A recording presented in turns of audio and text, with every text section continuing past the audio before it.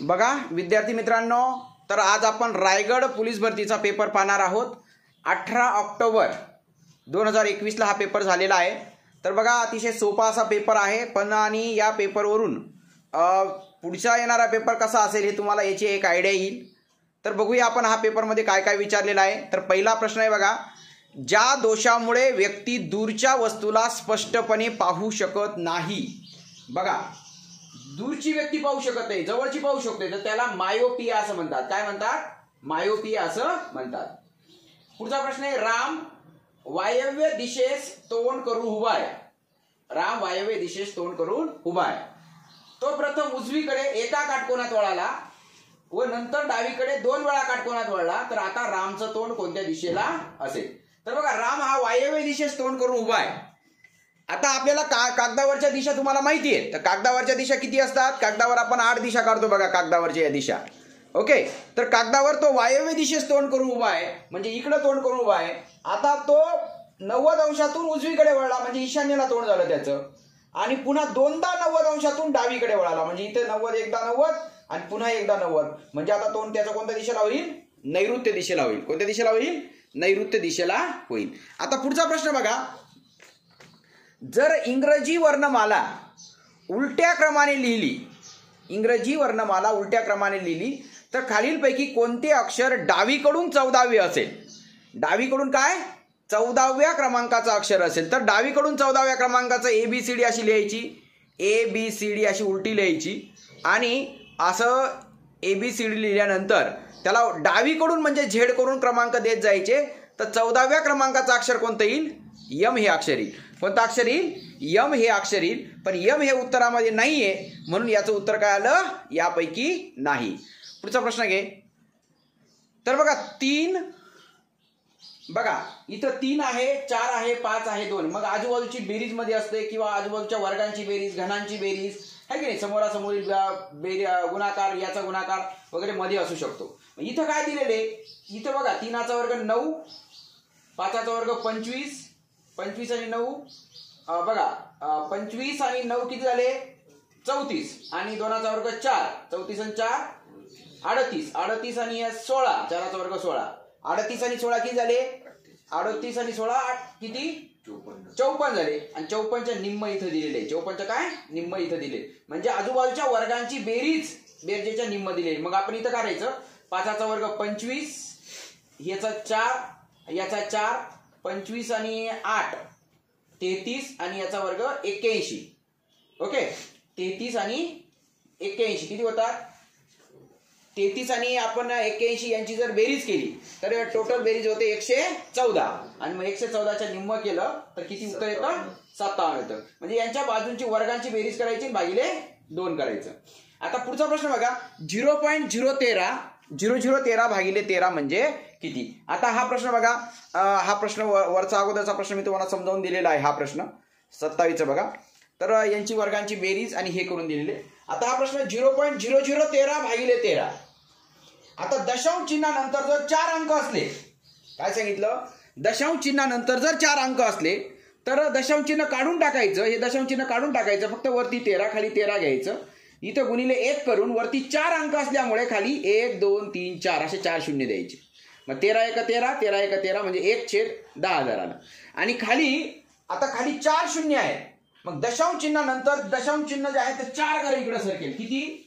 इथं दशांश चिन्ह नसलं तर इथं मानायचं 4 घर इकडं, म्हणजे हे 1, हे 2, हे 3 आणि हे 4, म्हणजे दशांश चिन्हानंतर 4 अंक, इथं दशांश चिन्ह येईल, म्हणजे 0.0001 असं त्याचं उत्तर येईल। ओके, पुढचा प्रश्न बघा, जर पेन बरोबर 70, बुक बरोबर 86 असेल तर डस्टर बरोबर किती? आता बघा याचा पुन्हा प्रश्न बघा, हा प्रश्न बघा, पेन बरोबर 70। आता पीचा क्रमांक जो आहे, तर सुरुवातीपासून ABCD प्रमाणे पेनचा पीचा 16 नंबर आहे, ईचा 5 नंबर आहे, यांचा 14 नंबर आहे।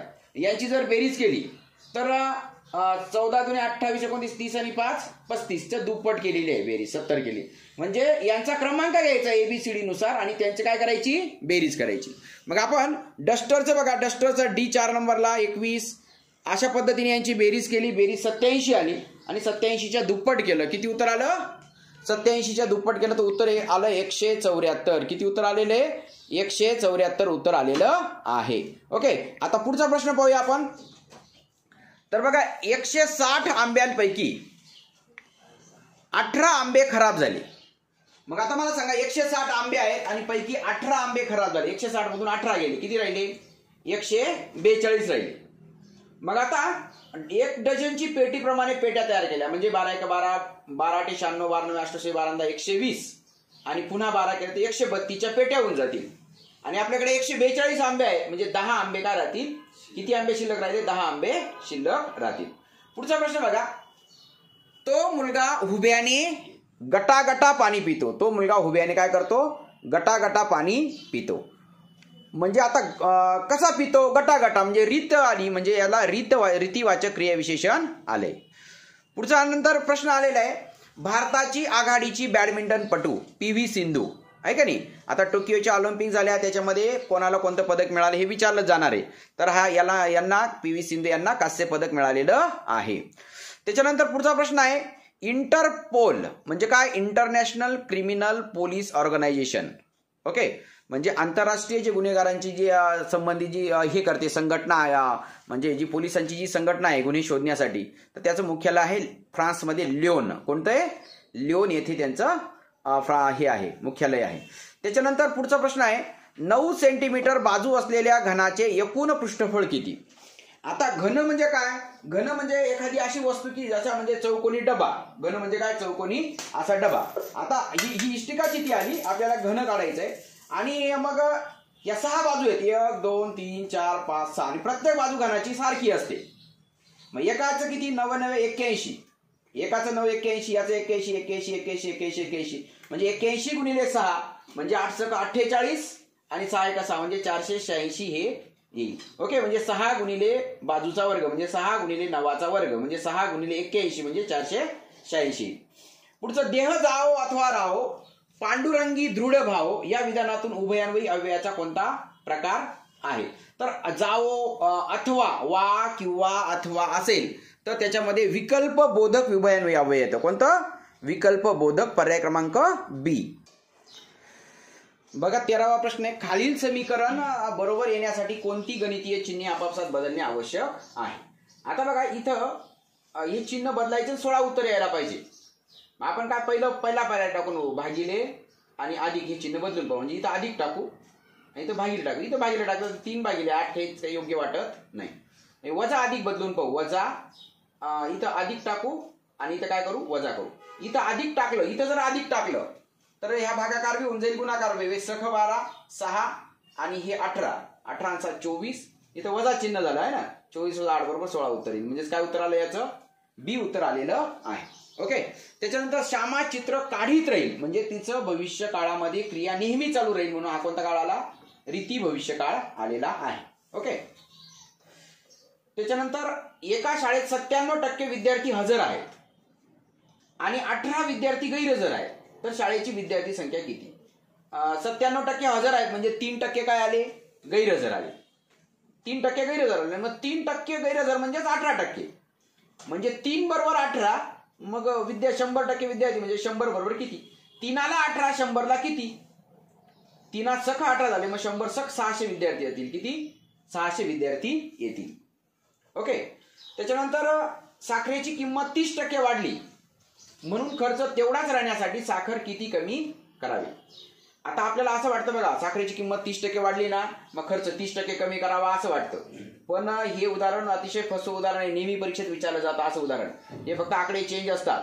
साखरेची किंमत 30% वाढली आणि म्हणून खर्च तेवढाच राहण्यासाठी 30% नाही कमी करायची, तर 100 गुणिले 30/100 अधिक 30. वाढली तर अधिक 30, कमी झाली तर वजा 30 असं करायचं. ओके, मग साखरेची किंमत 30% वाढली तर किती साखर हे करायची? तर बघा आपण हे उत्तर काढलेलं आहे. बघा 100 सगळेच उदाहरण सोडून दिले. बघा हे पहिलं 12/2चं हे बघा, याच्यामध्ये हे चिन्ह टाकले.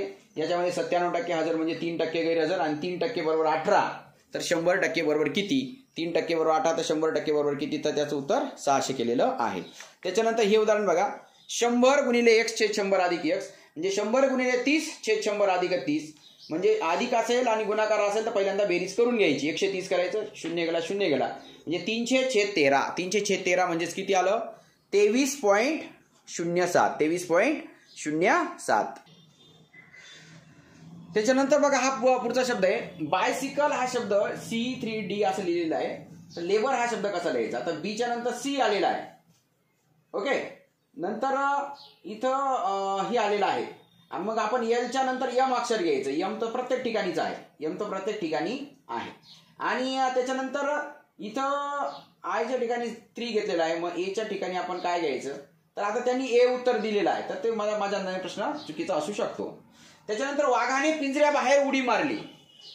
हा प्रयोग कोणता? आता उडी मारणारा कोण? वाघ. मग वाघ हा बदलून पाहू. वाघिणीने उडी मारली, बदललं, क्रियापद बदललं नाही. वाघांनी उडी मारली, क्रियापद बदललं नाही. म्हणजे कर्त्याचं अनेक वचन केलं, लिंग बदललं तर क्रियापद बदललं नाही. आता मारण्याची क्रिया कोणावर झाली? उडीवर झाली. म्हणजे उडी काय आलं? कर्म आलं. मग एकच उडी आहे ना, मग जास्त उड्या करा. वाघाने पिंजऱ्याबाहेर उड्या मारल्या, म्हणजे कर्म बदललं तर क्रियापद बदललं, म्हणून हा कोणता प्रयोग आला? कर्मणी प्रयोग आहे. त्याच्यानंतर पुढचा प्रश्न बघा, याचा 18वा. भारतीय राज्यघटनेच्या कोणत्या अनुच्छेदात जीवन व व्यक्ती स्वातंत्र्याच्या हमीबद्दल काय केलेलं आहे? नमूद केलेलं आहे. व्यक्ती स्वातंत्र्य, कलम 21. कलम काय? 21, व्यक्ती स्वातंत्र्य.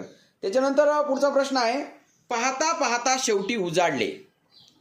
उजाडणारं कोण? उजाडणारं काय? काहीच नाही. म्हणजे याच्यामध्ये कर्ताच नाहीये. म्हणजे क्रियापदातला भाव हाच कर्ता समजायचा, म्हणून याला भावकर्तृ क्रियापद म्हणायचं. काय म्हणायचं? भावकर्तृ क्रियापद.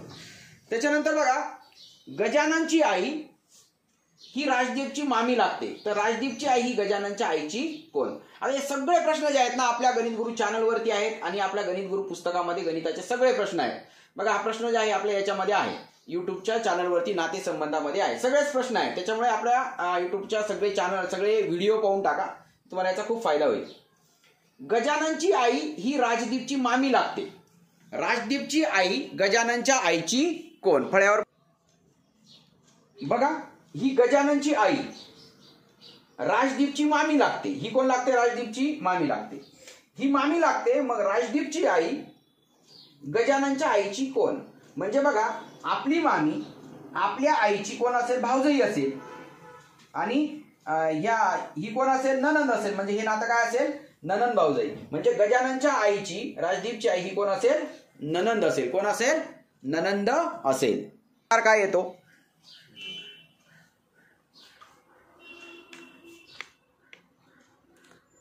येईल. कोणत्या प्रयोगात कर्ता हा नेहमी क्रियापदावर हुकूमत गाजवत असतो? आता कर्तरी प्रयोग असेल तर कर्ता गाजवत असतो, आहे का नाही? कर्मणी प्रयोगात कर्म गाजवत असतो. म्हणजे याचं उत्तर काय आलं? कर्तरी प्रयोग. तर बघा, 25वा प्रश्न आहे 4, 8, 16, 32, 64, 128 यातील 11वे पद कोणतं? बघा, आपण लहानपणी असं खेळतो, चल दुप्पट कर. 4च्या दुप्पट 8, 8च्या दुप्पट 16, 16च्या दुप्पट 32, 32च्या दुप्पट 64, 64 128, 128च्या आता ही 1, 2, 3, 4, 5, 6 नंबर झालं. 6. ओके, 6 नंबर झालं. आता 7वं काय येईल? 256. 8वं काय येईल? 512. 9वं काय येईल? 1024. 10वं काय येईल? 2048. आणि 11वं काय येईल? 2048च्या दुप्पट 4096. म्हणजे 4096 हे उत्तर येईल. त्याच्यानंतर 10 वर्षापूर्वी मुलगा व वडील यांच्या वयाचं गुणोत्तर 1:7 होते, परंतु 10 वर्षानंतर त्यांच्या वयाचं गुणोत्तर 1:2 होईल. तर वडिलांचे आजचं वय किती? तर बघा, 10 वर्षापूर्वीचं गुणोत्तर 1:7 आणि 10 वर्षानंतर 1:2. तर आज वडिलांचं वय विचारलेलं आहे. तर बघा, 10 वर्षापूर्वी 1:7 होतं, म्हणजे 1x आणि 7x. 1:7 म्हणजे 1x आणि 7x मानलं. मग 10 वर्षापूर्वी म्हणजे आज 10 वय मानायचे. 1+10 आणि 7x+10. अजून 10 वर्षानंतर पुन्हा याच्यात 10 मिळवायचे. 1+10+10 म्हणजे 1+20. 7x+10+10 म्हणजे 7x+20. मग आता 10 वर्षानंतर गुणोत्तर आहे 1+20चं 7x+20 असं गुणोत्तर आहे. आणि ते आहे 1+20चं 7x+20ची गुणोत्तर आहे 1:2 दिलेलं आहे. 2 आणि 1+20ला गुणायचं. 1ने गुणून काही फायदा नाही, 1ने गुणून तर तसंच तसं राहील. 2 आणि x ला गुणलं तर 2x आलं, 2 आणि 20ला गुणलं तर 40 आलं. मग हा 2x तिकडे वजा करायचा, 5x आलं. आणि अधिक 20 इकडे वजा करायचा 20 आलं म्हणजे 40 + 20 20 आलं. इथं 5x आलं आणि 5 याला भाग दिला तर किती आलं x बरोबर 4 आलं.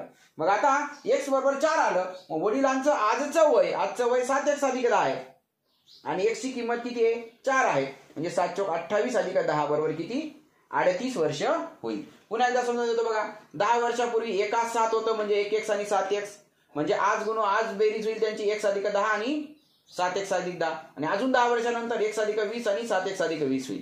पण यांचं गुणोत्तर दिलेले x + 20 चं 7x + 20 ची गुणोत्तर आहे 1:2. मग तिरकस गुणाकार 2 आणि x ला गुणलं 2x आलं 2 आणि 20 ला गुणलं 40 आलं 1 आणि यांना गुणलं तर तेच आलं.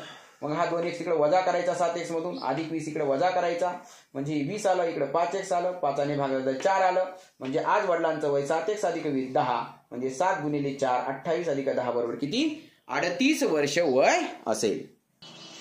चला आता पुढचं उदाहरण आहे. तुम्ही फार छान काम केलेत. आता तुम्ही आलं आणि केलेत असं आलं तर हे कर्तृ कर्म संकर प्रयोगाचं उदाहरण असतं. आपला प्रयोगाचा व्हिडिओ पहा. त्याच्यानंतर गरजेल तो पडेल काय हे वाक्य कोणत्या प्रकारात बघा. जर तर जे ते असं आलं तर ते मिश्र वाक्य असतं. काय असतं मिश्र वाक्य असतं. त्याच्यानंतर पुढचा प्रश्न आहे.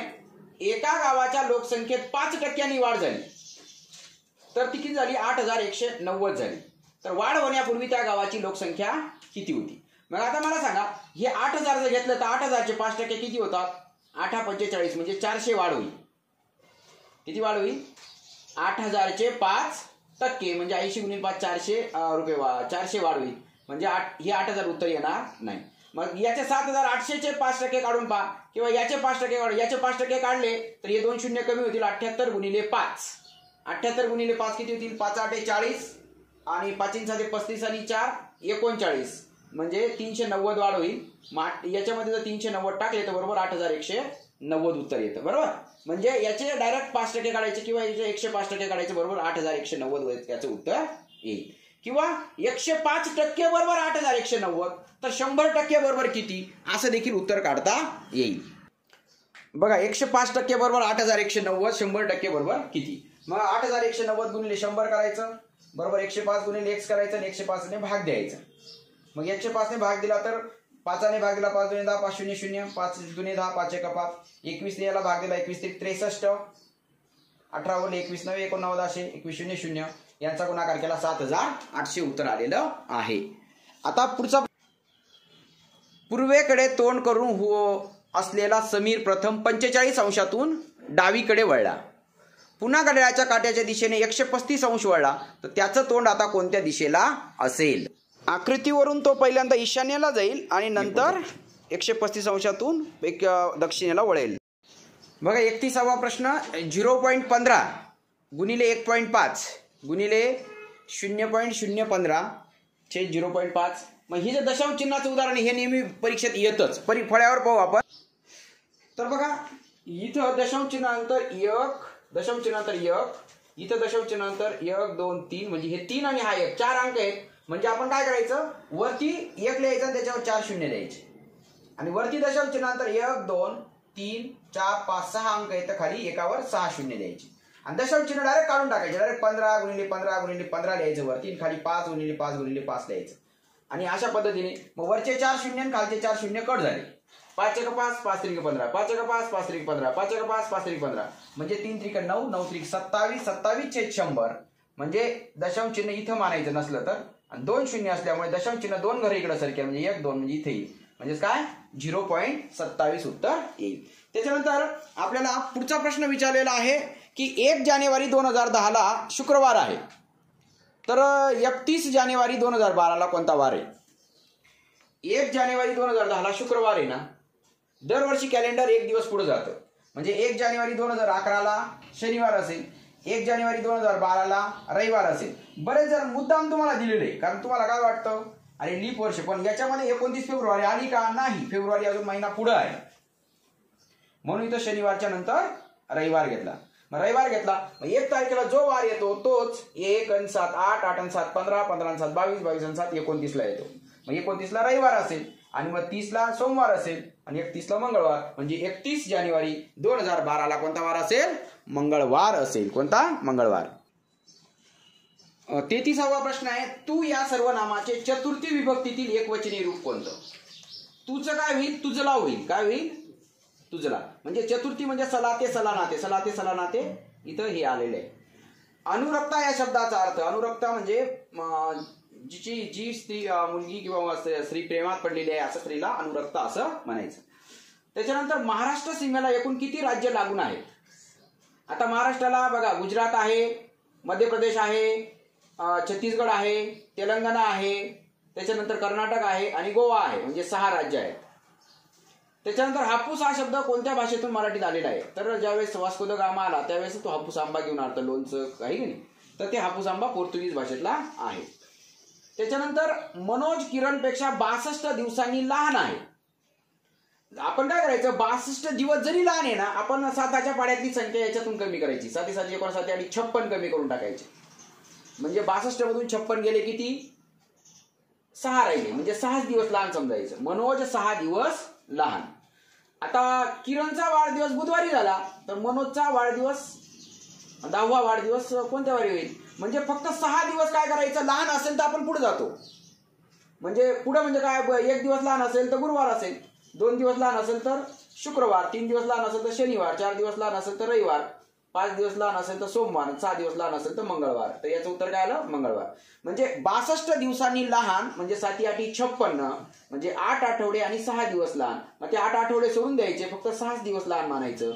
मग याचा बुधवारी 10वा वाढदिवस आहे ना, मग याचा वाढदिवस काय करायचं, 6 दिवस काय करायचे, पुढे जायचे. पुढं आहे नाही, पुढे जायचे म्हणजे तो लहान होईल. मागं गेलं म्हणजे मोठा होईल, लक्षात ठेवा.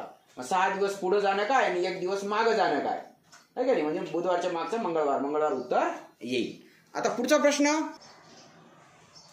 डॉक्टर बाबासाहेब आंबेडकर हे भारताच्या कोणत्या राज्यातून घटना समितीवर निवडले होते. आता हे पश्चिम बंगालमधून निवडले होते. आता बघा, आता नेमकेच इलेक्शन झालं पश्चिम बंगालचं, त्या काळात हा मुद्दा गाजला होता. त्याच्यानंतर एका वर्गात 20 विद्यार्थी आहेत, त्यांची सरासरी उंची 105 आहे. म्हणजे सगळ्यांची उंची किती झाली, 105 गुणिले 20, 1050 1050 2000 किती आहे, म्हणजे 2100 झालं आहे की. आता 120 सेंटीमीटर उंची असलेले 10 विद्यार्थ्यांनी प्रवेश घेतला. तर विद्यार्थ्यांची सरासरी उंची किती, आपण याचं फळ्यावर बघूया. बघा, 105 सेंटीमीटरचे 20 विद्यार्थी म्हणजे 105 गुणिले 20 टोटल झाले त्यांचे 2100 झाले. आता 120 सेंटीमीटरचे किती विद्यार्थी आले, 10 विद्यार्थी आले. 120 गुणिले 10 म्हणजे 1200 सेंटीमीटर टोटल झाली.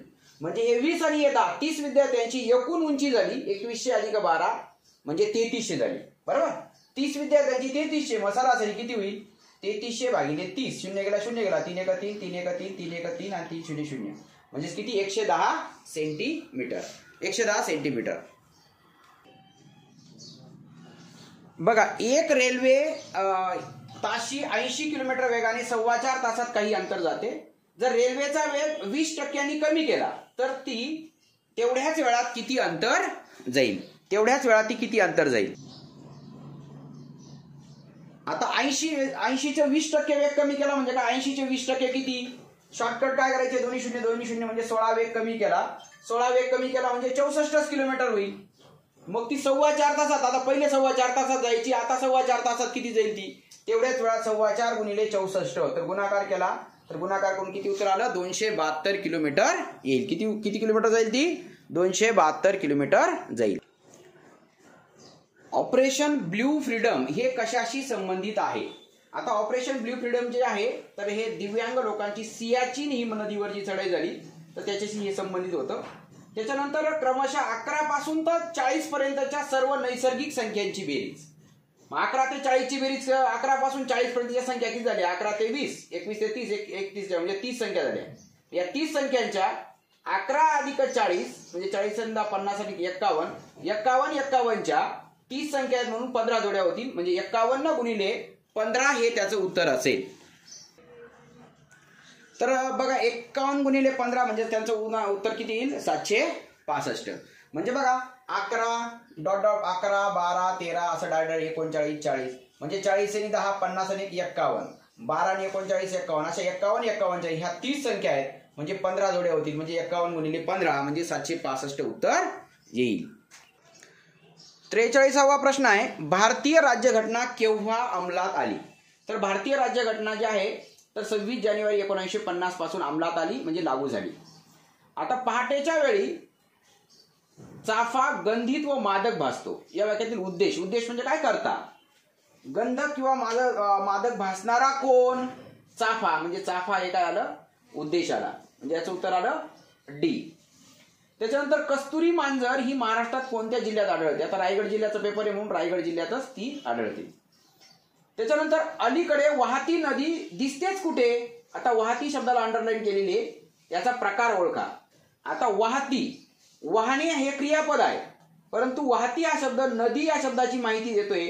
म्हणजे क्रियापदाच्या मूळ धातूपासून एखादा शब्द माहिती देण्याचं काम करत असेल तर त्याला धातू साधित विशेषण असं म्हणतात. मग हे धातू साधित विशेषण आहे.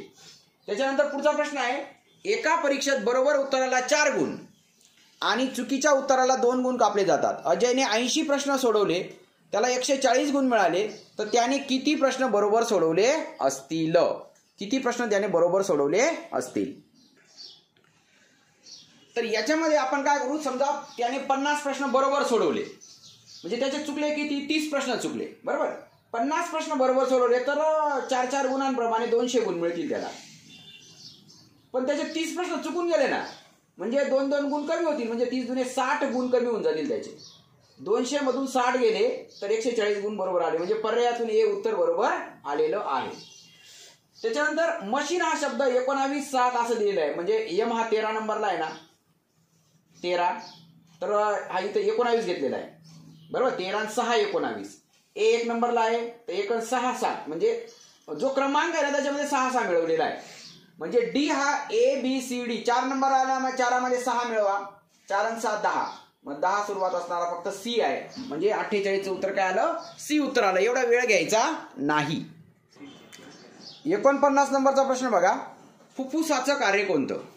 आता फुफ्फुसाचं कार्य आहे रक्ताची शुद्धीकरण करणं. ओके, हे म्हणजे आपण जो ऑक्सिजन घेतो तो रक्तात मिसळला जातो, त्याच्यातलं कार्बन डायऑक्साईड बाहेर काढणं, हे याचं काम असतं. आता केसरी या वृत्तपत्राचे पहिले संपादक कोण?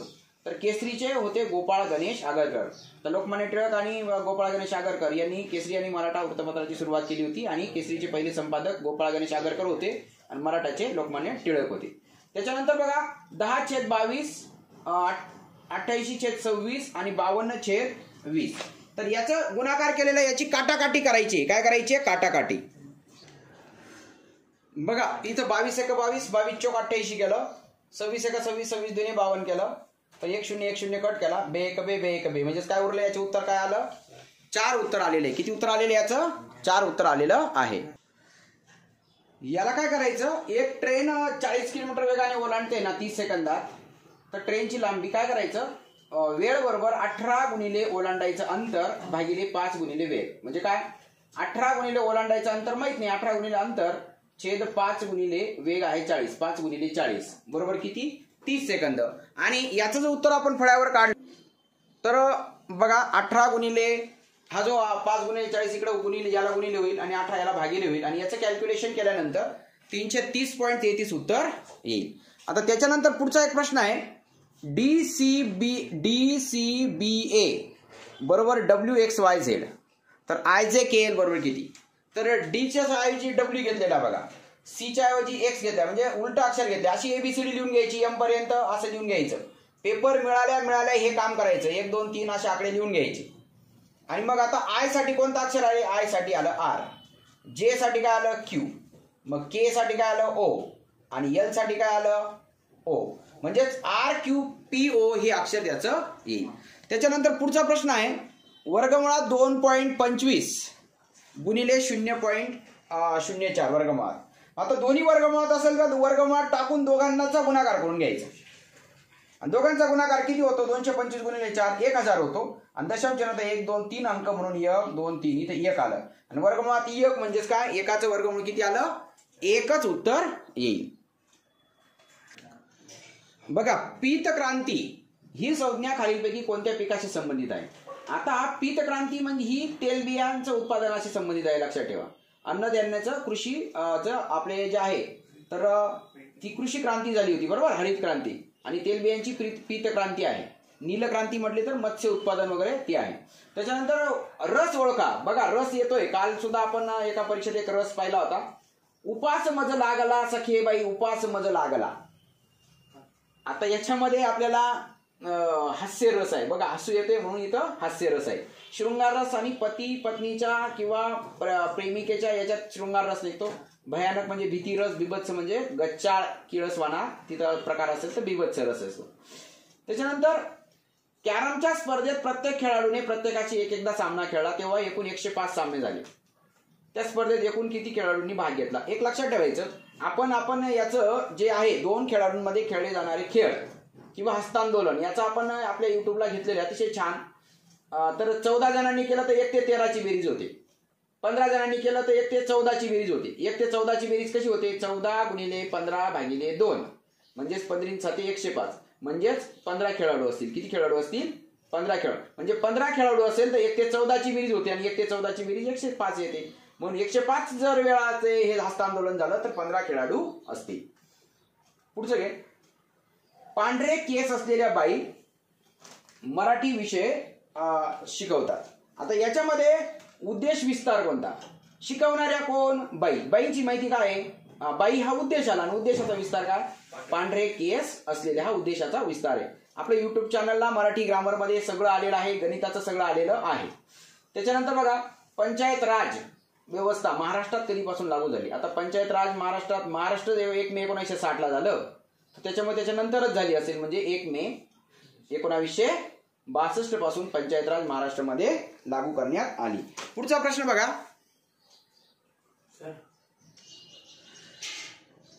60वा प्रश्न आहे, गौरीला साडी शोभते या वाक्यातील कर्म कोणते? आता शोभणारी काय? साडी, म्हणजे साडी करता आला. शोभण्याची क्रिया कोणावर? गौरीवर, म्हणजे गौरीला हे कर्म आलं. गौरीला काय आलं? कर्म. गौरीला उत्तर येईल याच्यात. त्याच्यानंतर 23 ते 100 मध्ये किती नैसर्गिक संख्यांना 6 ने भाग जातो?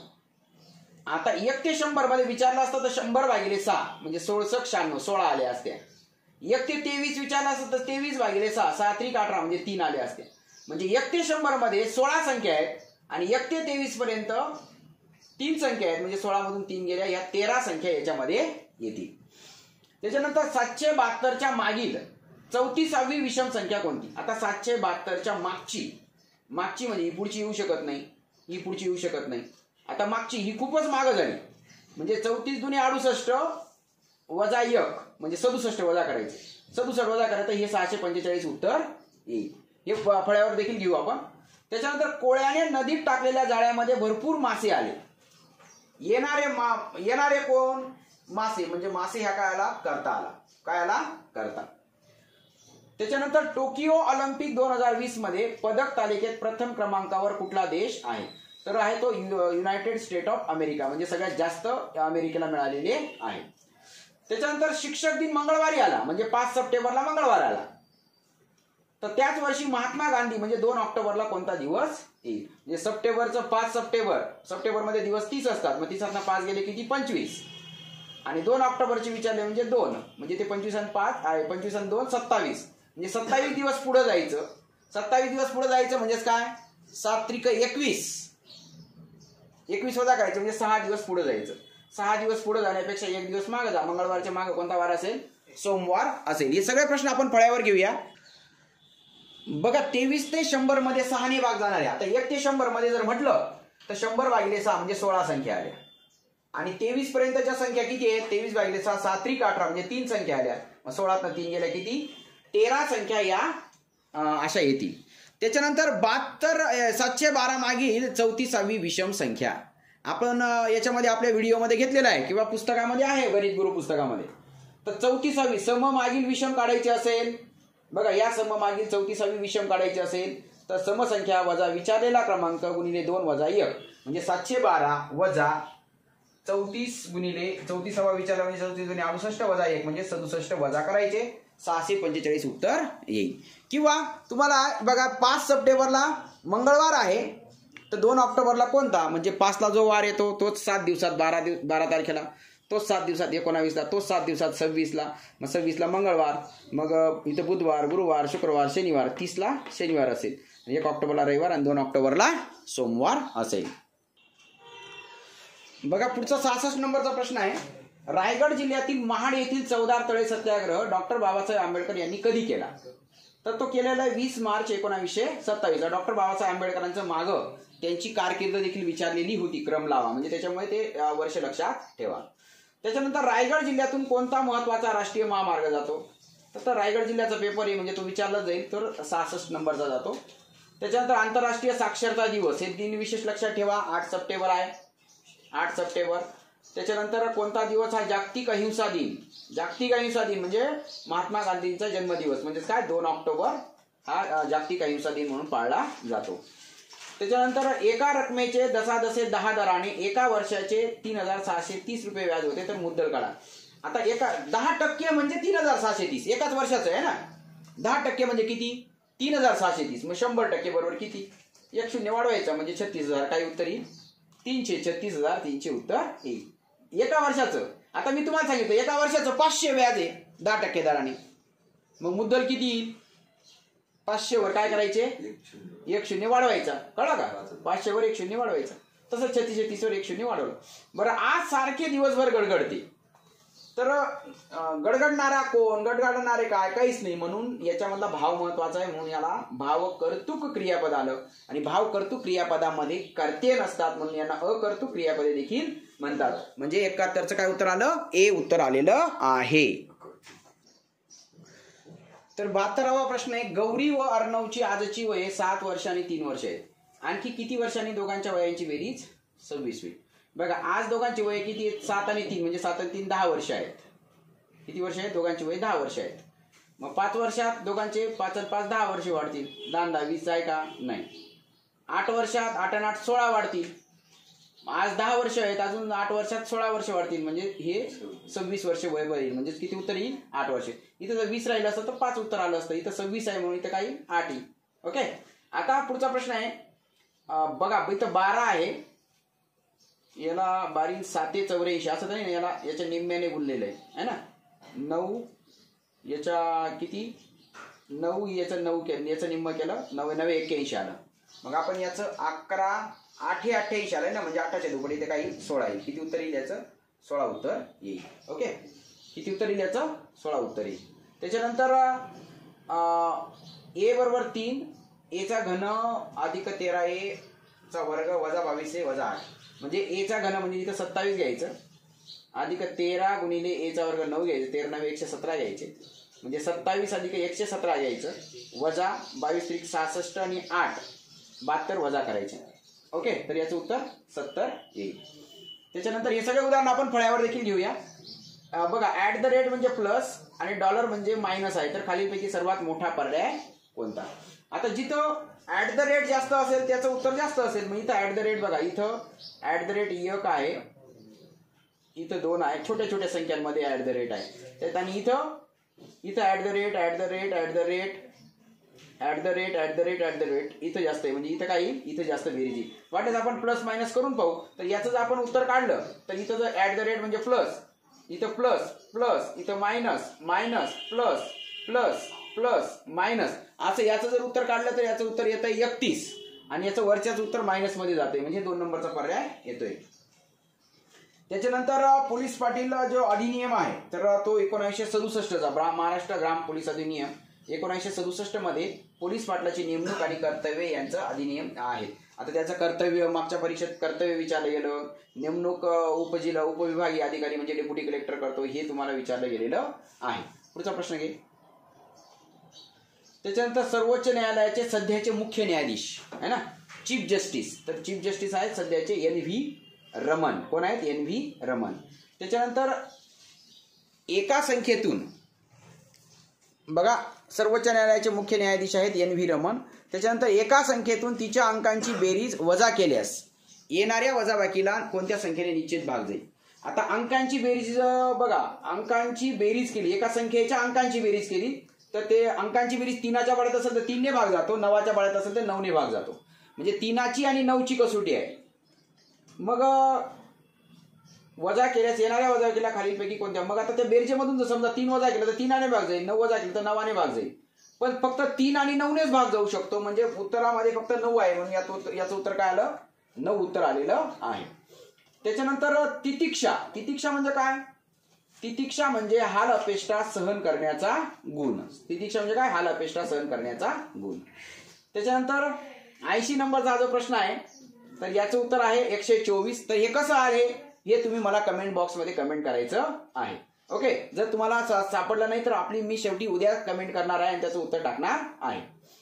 त्याच्यानंतर एका वर्षाच्या मुदतीनंतर काही रकमेचे जसाजसे 8% दराने 23,220 रुपये मिळतात.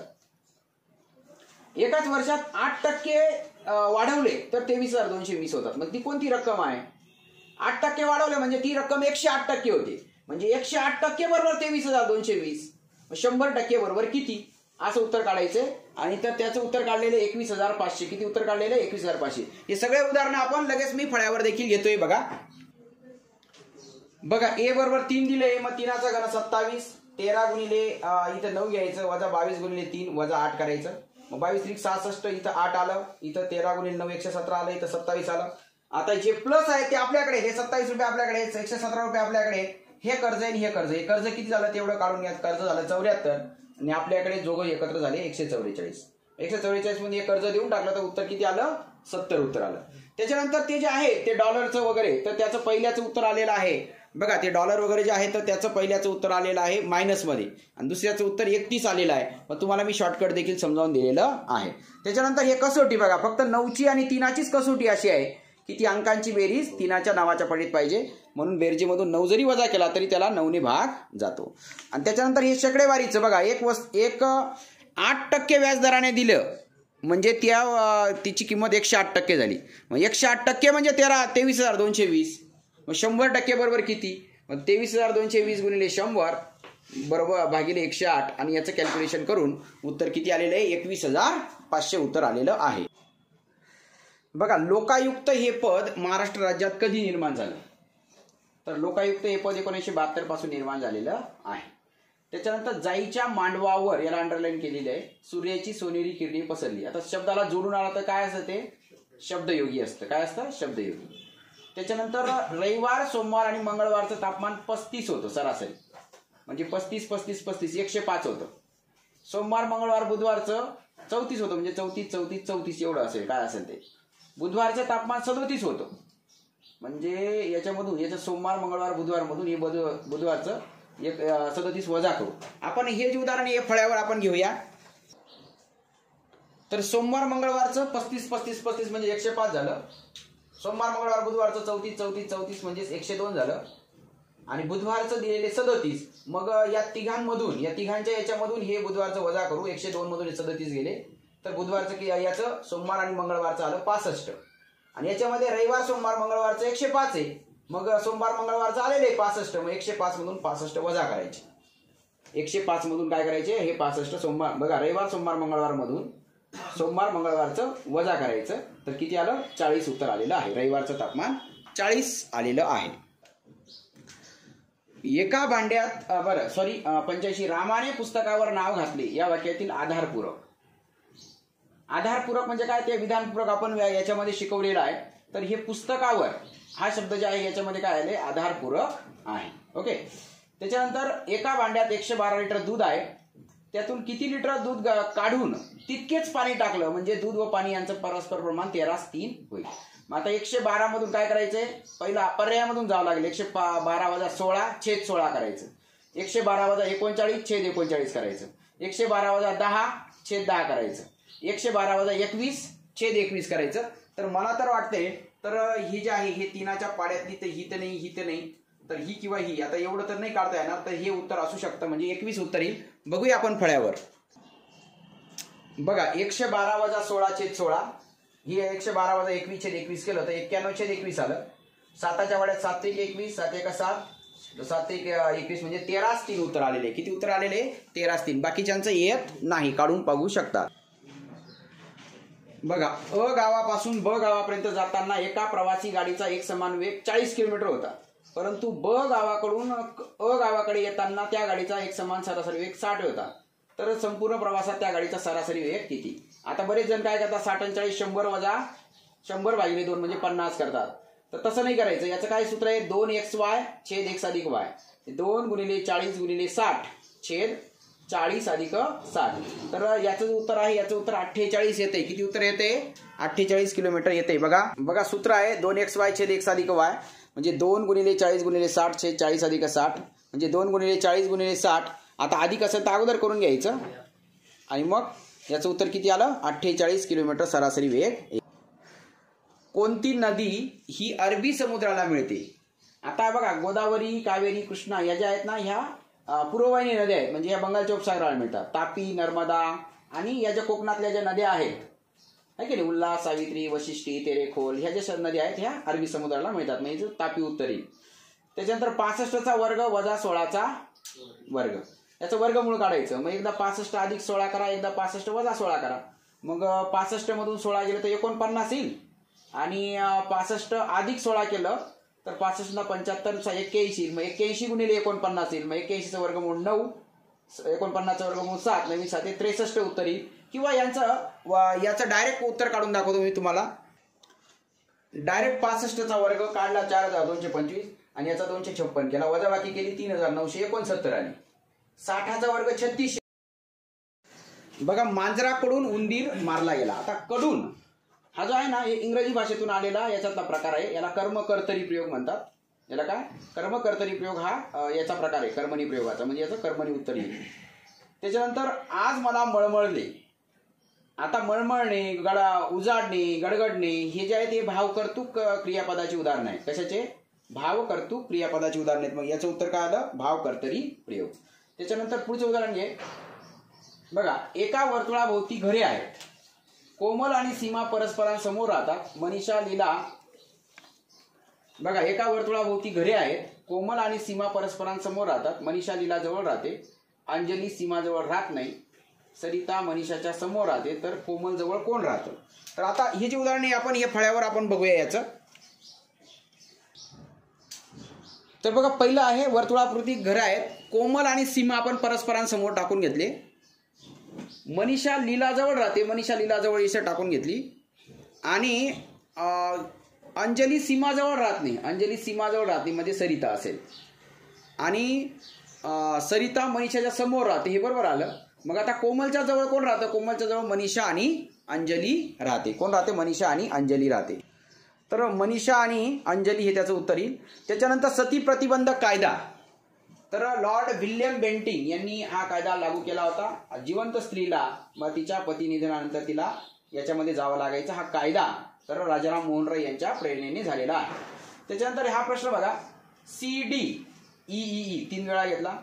नंतर लगे ई घेतला. EF घेतला 2दाच घेतला. नंतर GH घेतला. हे 3दा घेतलं म्हणजे 3दा 2दा 3दा 2दा 3दा घेतलेले. मग आपण M घ्यायचा, MN घ्यायचा आणि OO घ्यायचा. MNOO ही उत्तर येईल. त्याच्यानंतर लोकसभा आणि राज्यसभा यांचं संयुक्त अधिवेशन बोलवण्याचा अधिकार हा राष्ट्रपतीला आहे. कोणाला आहे? दोघांचं संयुक्त अधिवेशन बोलवण्याचा अधिकार राष्ट्रपतीला आहे. त्याच्यानंतर आपलं वृत्ताचं जे तुम्ही हे प्रकरण पाहिलं असेल तुम्हाला लगेच पटकन उत्तर येईल. कुणी दृष्ट अंगास लाविला हात तरी दाखवावा भुजंग प्रयात. तर याचं उत्तर काय येईल? भुजंग प्रयात उत्तर आहे. त्याच्यानंतर सूरज त्याच्या बहिणीपेक्षा 730 दिवसांनी मोठा आहे. तो जरी 730 दिवसांनी मोठा आहे ना, आपण 730 भागिले 7 करायचं. 7 एका 7, 7 चौका 28, 2 उरले. आपण फक्त 2च दिवस मोठा समजायचा. किती त्याच्या दिवस याचं बघा, हे किती का दिवस मोठे राहील ना त्याला 7ने भागायचं. जी बाकी आली ना तेवढेच दिवस मोठे समजायचं. म्हणजे 2च दिवस मोठा समजायचं. आणि बहिणीचा जन्म शनिवारी झाला ना, मग सूरज त्याच्यापेक्षा बहिणीपेक्षा 2 दिवस मोठा. 1 दिवस मोठा असेल तर शुक्रवार, 2 दिवस मोठा असेल तर गुरुवार. म्हणजे त्याचं काय उत्तर आहे? सूरजचा जन्म गुरुवारी झाला. हा फळ्यावर आपण पाहूया उदाहरण.